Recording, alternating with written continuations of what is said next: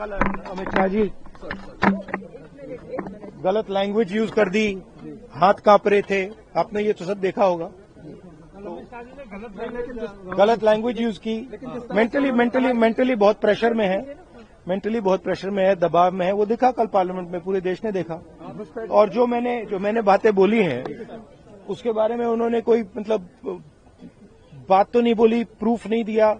हमने publicly press conferences में कहा है, मैंने डायरेक्टली चैलेंज किया उनको कि आ जाइए, मैदान में आ जाइए, पार्लियामेंट में डिस्कस करते हैं, मेरे प्रेस कॉन्फ्रेंसेज को डिस्कस करते हैं। कोई जवाब नहीं मिला।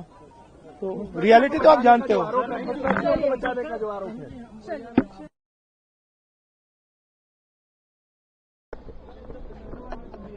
मैम, एक रिपोर्ट आई, उसमें कहा गया income equality in India is among highest in the world. Ma'am, तो मोदी जी से सवाल पूछिए ना इसके बारे में। घुसपैठियों को बचाने का आरोप लगाया है कि घुसपैठियों को बचाने के लिए आप लोग एसआईआर का विरोध कर रहे हैं, इस पर क्या कहना है?